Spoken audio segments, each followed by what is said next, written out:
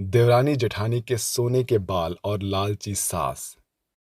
चलो दीदी, नदी किनारे पानी भरने चलते हैं। घर में एक बूंद भी पानी नहीं है। हाँ महिमा, चलो चलते हैं। महिमा और मेघा दोनों नदी किनारे पहुंच जाती हैं, जहां वो पानी भरकर कुछ देर एक पेड़ के नीचे जाकर बैठ जाती हैं। जिस जिंदगी की हम कश्मकश से गुजर रहे हैं, पता नहीं वो कब खत्म होगी। जब से मैं इस घर में शादी करके आई हूँ, केवल दुखों का पहाड़ ही देख रही हूँ। हाँ जेठानी जी, इस घर में कभी भी परेशानियों का साया खत्म ही नहीं होता है। हर पल कोई ना कोई नई परेशानी आकर खड़ी हो जाती है। ऊपर से हमारे पतियों का काम भी नहीं चल रहा है और हमारे सास ससुर भी बीमार हैं। ऐसा कब तक चलता रहेगा? ये सब कब ठीक होगा? जेठानी जी, हमें अपने अच्छे दिनों के आने का इंतजार करना चाहिए। जब हमारे अच्छे दिन आएंगे तो सब कुछ ठीक हो जाएगा। चलो, हमें घर लौट जाना चाहिए। महिमा और मेघा दोनों घर लौट आती हैं, जिसके बाद वो दोनों चूल्हे पर सबके लिए खाना बनाना शुरू करती हैं। कुछ ही देर में खाना बनाने के बाद वो सबको खाना परोस देती है। क्या हुआ जी, आज आप काम पर नहीं गए? क्या बताऊं, मालिक ने मुझे काम पर बुलाया ही नहीं। कई दिनों से ऐसे ही चल रहा है। कभी बुलाता है तो कभी नहीं बुलाता है। ऐसा और कब तक चलता रहेगा? घर में खाने का एक दाना तक नहीं है। राशन भी खत्म हो गया है। अब हम रात को खाने में क्या बनाएंगे? हाँ, तुम चिंता मत करो, शाम रहते हैं किसी तरह से राशन हम ले ही आऊंगा आपके लिए। बहू, देखो, मैं ऐसा कहना तो नहीं चाहती, लेकिन अब मुझे ऐसा लगता है कि क्यों ना तुम दोनों भी कोई काम कर लो, जिससे 4 पैसे कमा सको।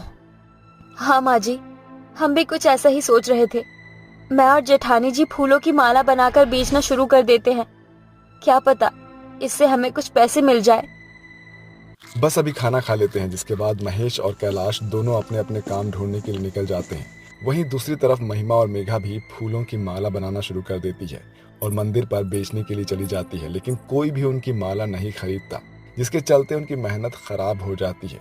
वो एक दिन फिर से नदी किनारे पानी भरने जाते हैं और उसी पेड़ के नीचे बैठकर अपने दुखड़े रोने लगते हैं।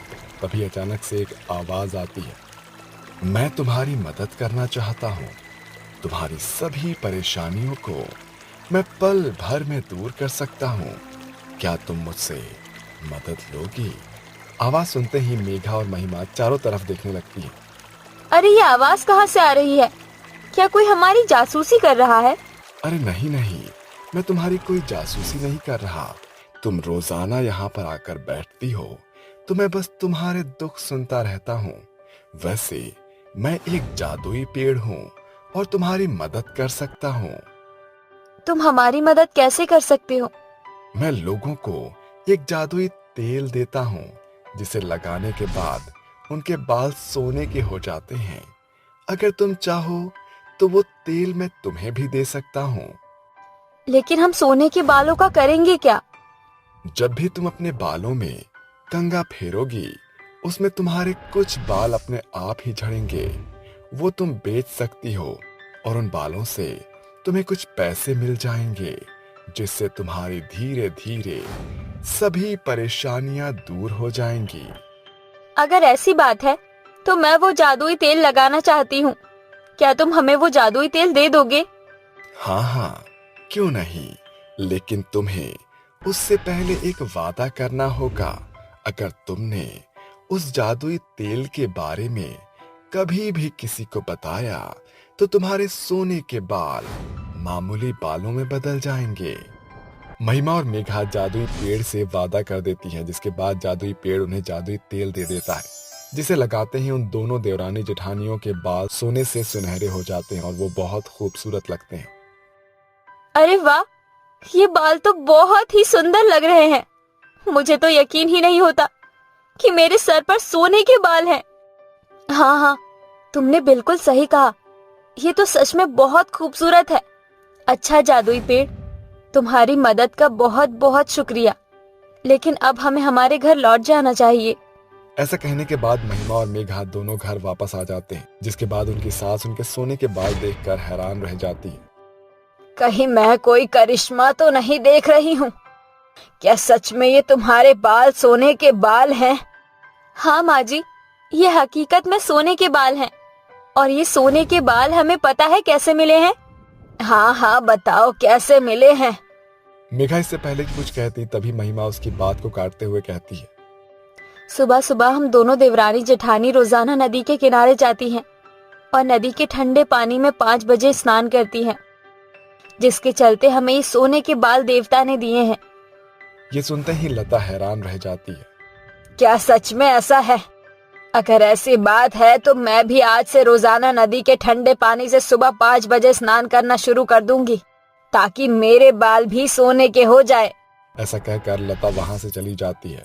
उसके जाते ही मेघा महिमा से कहती है, अरे तुमने माँ जी से झूठ क्यों बोला? उन्हें सच क्यों नहीं बताने दिया? वो तो हमारी अपनी ही है। क्या तुम जादुई पेड़ की बात भूल गई? उन्होंने कहा था कि हम किसी को भी अपने बारे में नहीं बता सकते। अगर हमने किसी को अपने जादू के बारे में बता दिया तो सच जानने के बाद हमारे सोने के बाल हमेशा हमेशा के लिए चले जाएंगे। अरे हाँ हाँ, मुझे याद आ गया। चलो अब हम दोनों अपने बालों को अच्छे से सुलझा लेते हैं और जो भी सोने के बाल निकलेंगे हम उसे सुनार की दुकान पर बेच आएंगे। दोनों देवरानी जेठानी कंघी से अपने बाल झाड़ते हैं, जिसके बाद उनके जो भी बाल सर से अपने आप टूटते हैं वो उन्हें सुनार के दुकान पर बेच आती हैं, जिसके चलते उन्हें कुछ पैसे मिल जाते हैं और वो उन पैसों से अपने घर की जरूरत की सभी चीजें ले आती हैं। अरे बहू, ये सब सामान लाने के लिए तुम्हारे पास पैसे कहाँ से आए? क्या तुम्हारी माला बेचने का काम चलना शुरू हो गया है क्या? अरे नहीं माँ जी, ये तो हमारे सोने के बालों का असर है, जिसकी वजह से हम ये सारा राशन लेकर आए हैं। अरे वाह, ये तो बहुत अच्छी बात है। तुम्हारे सोने के बाल होना भी कितनी अनोखी बात है। काश ऐसे बाल मेरे भी होते तो मैं भी बहुत अमीर हो जाती। धीरे धीरे लता के मन में अपनी दोनों बहुओं के सोने के बालों को देखकर लालच आना शुरू हो जाता है और वो दिन प्रतिदिन लालची होने लगती है, जिसके चलते वो रोज सुबह 5 बजे नदी में ठंडे पानी से स्नान करना भी शुरू कर देती है। लेकिन ऐसा करने से उसे कोई फायदा नहीं होता।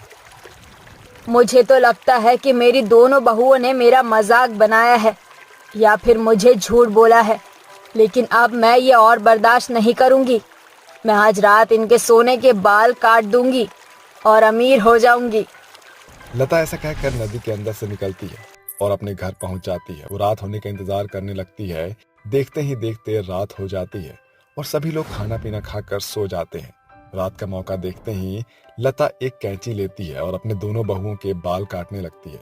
लेकिन जैसे ही वो अपने बहुओं के बाल काट कर उन्हें हाथों में पकड़ती है, उसके हाथ जलने लगते हैं। हे भगवान, कोई मुझे बचाओ, मेरे हाथ जल रहे हैं, कोई मेरे हाथों को बचाओ।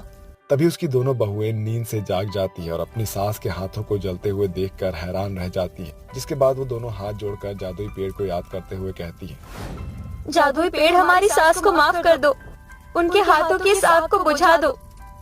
हम उनकी तरफ से क्षमा मांगते हैं। दोनों के ऐसा कहते ही लता के हाथों की आग बुझ जाती है, जिसके बाद लता को अपनी गलती पर पछतावा होता है और वो अपनी दोनों बहुओं से माफी मांगती है। मुझे माफ कर दो बहू, मुझसे बहुत बड़ी गलती हो गई।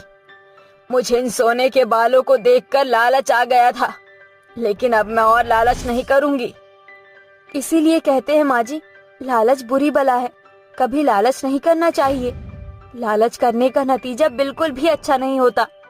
उस दिन के बाद से मोहिनी और मेघा अपने सोने के जादुई बालों से जितने भी पैसे लेकर आती थी, उससे उनका घर आराम से चलता रहता था। इस तरह से वो सभी लोग एक साथ खुशी खुशी रहने लगते हैं। गिन्नी नींद से जागती है और अपनी आंखों को मसलते हुए आवाज लगाती है, हे भगवान, जरा देखो तो सही, सुबह के 10 बज गए हैं लेकिन अभी तक मेरी देवरानियां मेरा नाश्ता और चाय लेकर नहीं आई। अरे कहाँ हो कावेरी, सलोनी, कोमल? गिन्नी की आवाज सुनते ही वो तीनों गिन्नी के कमरे में आ जाती हैं। अरे क्या हुआ जेठानी जी, सब कुछ ठीक तो है? मेरी अभी तक चाय कहाँ है? अरे जेठानी जी, चाय तो आपके टेबल पर ही है, देखो जरा, चाय भी ठंडी हो गई है और नाश्ता भी तैयार है। अच्छा ठीक है, मैं अभी तैयार होकर आती हूँ। आज मेरी सहेलियां आने वाली हैं, तो तुम तीनों अपनी ये काली शक्लें लेकर उनके सामने मत आना। ये कहने के बाद वो तैयार होने के लिए चली जाती है और उसकी तीनों काली देवरानियां घर के काम करने लगती हैं। हमारी जेठानी हमेशा हमें नीचा क्यों दिखाती रहती है? क्योंकि उसे अपनी सुंदरता पर घमंड है। लेकिन कोई बात नहीं, वो जैसी भी है वो हमारी जेठानी है और हमें उनकी हर एक बात माननी चाहिए। वो तीनों घर के काम खत्म करके अपने अपने कमरों में चली जाती हैं, जिसके बाद गिन्नी की कुछ सहेलियां उससे मिलने घर पर आती हैं। अरे वाह गिन्नी, आज तो तुम बहुत खूबसूरत लग रही हो। हाँ, दरअसल मैंने कुछ ब्यूटी प्रोडक्ट मंगवाए हैं, उन्हीं की वजह से मेरी स्किन इतनी ग्लो कर रही है। अरे वाह, अगर ऐसी बात है तो जरा तुम हमें भी तो अपने ब्यूटी कलेक्शन के बारे में कुछ बताओ। ओहो, क्यों नहीं, जरूर बताऊंगी, लेकिन उससे पहले कुछ खा पी लेते हैं। गिन्नी अपनी सहेलियों के साथ खाने पीने लगती है कि तभी वहां पर उसकी सास सुलेखा आ जाती है।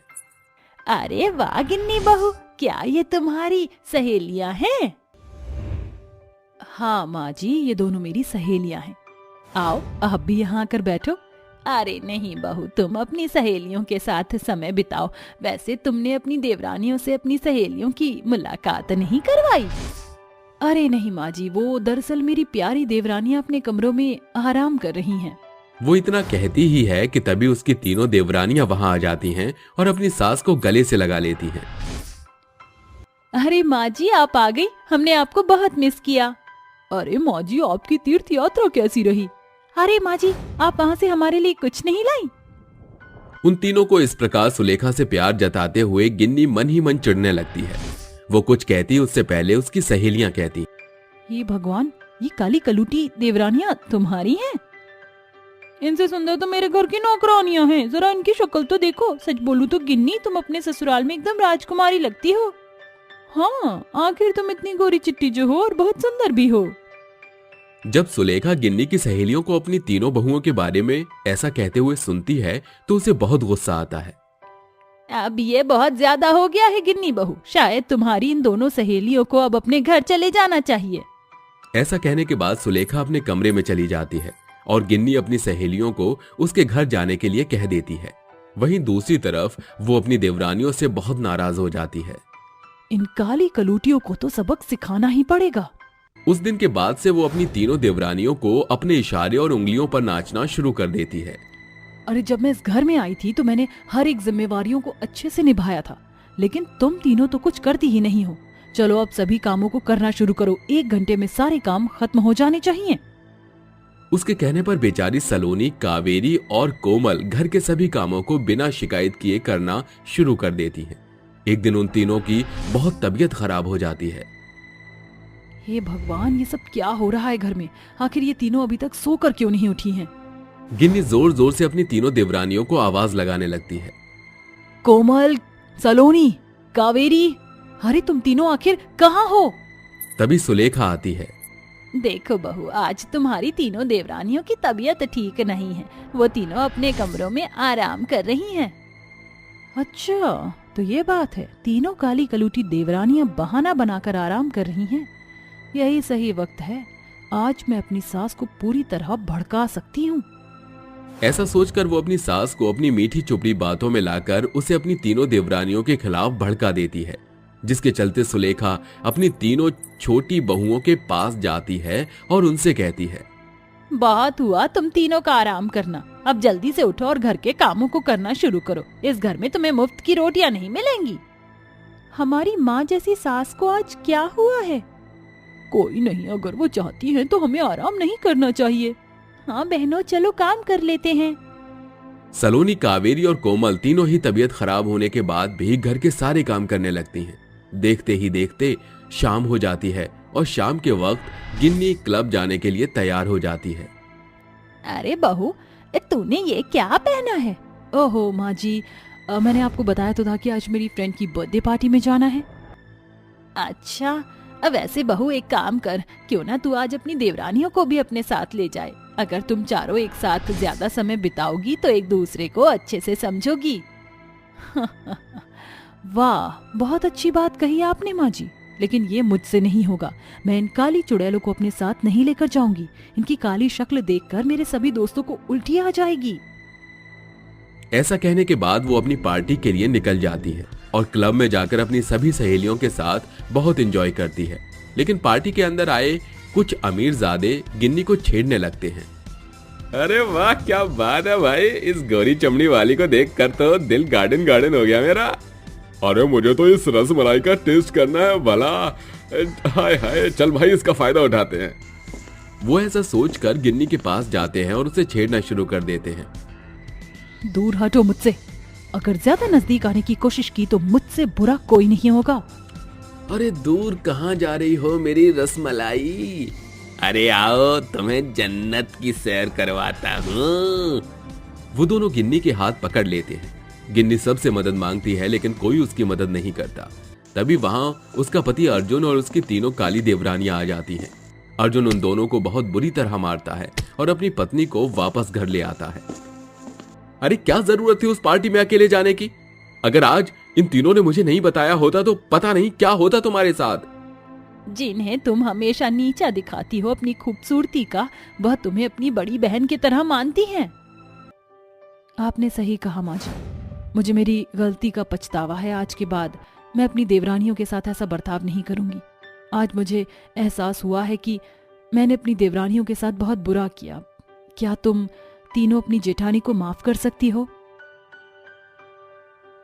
गिन्नी के माफी मांगने से सलोनी, कोमल और कावेरी उसे माफ कर देती हैं, जिसके बाद गिन्नी अपनी देवरानियों के साथ खुशी खुशी रहने लगती है।